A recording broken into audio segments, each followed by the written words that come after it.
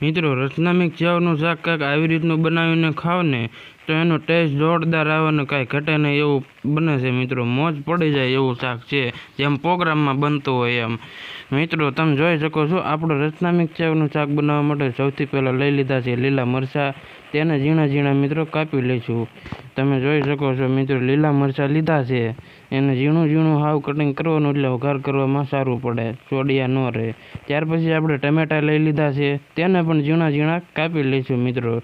તમે જોઈ શકો છો, એકદમ ઝીણું ઝીણું કટિંગ કરવાનું, એનાથી વઘાર સારો થાય. અને બીજા નંબરમાં કે આપણે જેમ વાડીનું દેશી ચૂલા ઉપર પ્રોગ્રામમાં જેમ શાક બનતું હોય એમ એનો ટેસ્ટ મિત્રો કાંઈક અલગ જ પ્રકારનો આવે, જેમ દેશી ચૂલા ઉપર બને ને આજ એવી જ રીતનું તમારા માટે શાક બનાવવાનો છો. તમે વિડીયોમાં આગળ બના રહીજો. ટમેટા કપાય છે ત્યાર પછી મિત્રો ડુંગળીને પણ ઝીણી ઝીણી કાપી લેવાની છે. તમે જોઈ શકો છો, આપણે આ બધો મસાલો તૈયાર કરી લીધો છે. રચનામિક સેવ છે, ટમેટા છે, ડુંગળી છે. હવે આપણે આનો સીધો વઘાર શરૂ કરીશું. તમે જોઈ શકો છો, એક તપેલીમાં તેલ નાખીને ત્યાર પછી તેમાં રાઈ નાખી દેવાની. તેલ ગરમ થઈ જાય ત્યાર પછી તમે જોઈ શકો છો મિત્રો, રાઈ બધી ફૂટી જાય ત્યાર પછી મિત્રો આપણે વઘાણી આખું જીરું નાખી દઈશું. તમે જોઈ શકો છો મિત્રો, દેશી ચૂલા ઉપર બનાવ્યું છે, ટેસ્ટ જોરદાર આવે છે મિત્રો. તમે ઘરે એકવાર આવી રીતનું દેશી ચૂલા ઉપર બનાવજો, ટેસ્ટ કાંઈ ન ઘટે એવો આવે મિત્રો. ત્યાર પછી ડુંગળી નાખીને આપણે લીલા મરચાં નાખી દેવાના છે. તમે જોઈ શકો છો, ડુંગળી પાકવા દેવાની 5 મિનિટ. ત્યાર પછી સેજ જેવો ડુંગળીનો કલર ફરે એટલે મરચાં નાખી દેવાના છે.